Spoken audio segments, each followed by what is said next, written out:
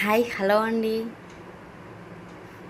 నాకు బుక్స్ చదవడం అనేది చిన్నప్పటి నుంచి అలవాటు. ఎలాగంటారా, మా బాబాయ్ గారి ఇంటికి వెళ్ళినప్పుడల్లా తన నవల్స్ అన్నీ చదివేదాన్ని. అలా అలవాటు అయిపోయింది.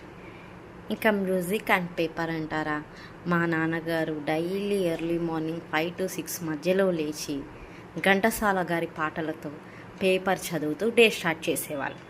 ఆ ఏజ్లో అయితే బాగా తిట్టుకునే వాళ్ళం, ఏంటి ఈ గోలా అని. ఎందుకంటే హాలిడేస్ వచ్చినా పండగలు వచ్చినా పరిస్థితి బాగోపోయినా ఆయనతో పాటు అందరు లెగాల్సిందే. మేమే కాదండోయ్, మా చుట్టుపక్కల వాళ్ళు కూడా అంతే. కానీ ఇప్పుడు ఆలోచిస్తే అర్థమైంది ఏంటంటే, పిల్లలకి మనం ఇది చేయండి అది చేయండి అని ఫోర్స్ చేసి చెప్పే బదులు మనం ఏదైతే చేస్తామో వాళ్ళు ఆటోమేటిక్గా ఆ పనులన్నీ చేస్తారు. నాకు ఇప్పుడు అలాగే ఇవన్నీ అలవాటైపోయాయి నా జీవితంలో. నేను పర్సనల్ వర్క్ వల్ల చాలా రోజులు బుక్స్ చదవలేదు. ఆఫ్టర్ లాంగ్ టైం నేను చదివిన ఒక నవల ప్రేమ, ఎండమూరి వీరేంద్రనాథ్ నవల. మీకు వీరేంద్రనాథ్ గారు అనగానే గుర్తొచ్చేది వెన్నెల్లో ఆడపిల్ల. అది చాలా ఫేమస్ అండ్ లవ్ స్టోరీ. ఆ బుక్లో మీకు లవ్ స్టోరీతో పాటు 2 బ్యాక్గ్రౌండ్స్ కూడా వస్తాయి.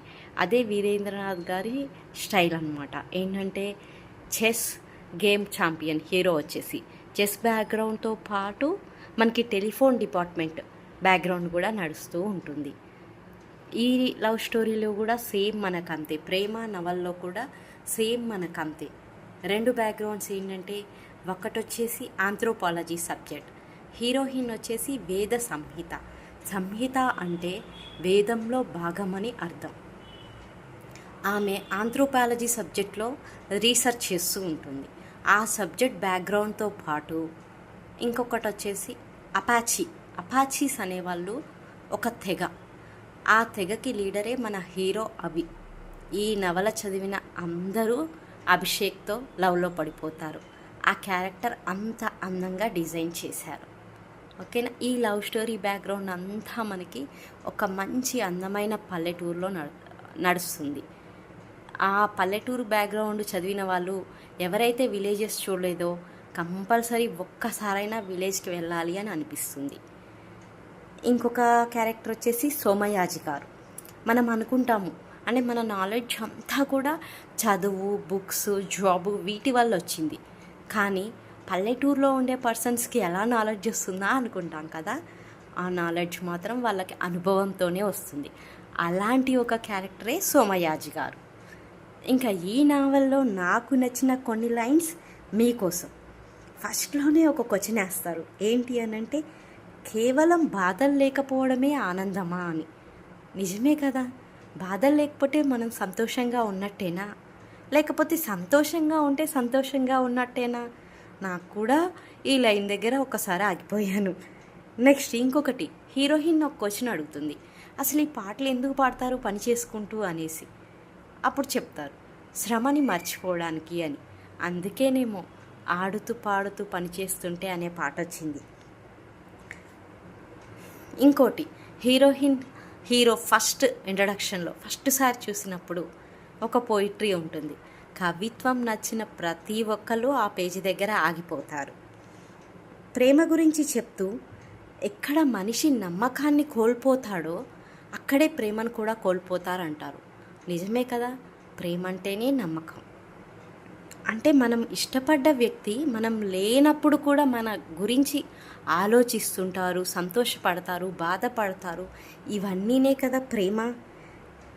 ఈ నావల్లో కంప్లీట్గా ఒక విషయం చెప్పారు, ఏంటంటే ప్రేమ అనేది పర్సనల్ నుంచి సొసైటీని ఎలా ప్రేమించాలి అనే దాని వరకు తీసుకెళ్లారు. ఈ బుక్లో ఒక విలన్ కూడా ఉన్నారండి. తన పేరే కార్టిస్. కార్టిస్ అంటే అర్థం ఓడి గెలిచినవాడు అని అంట.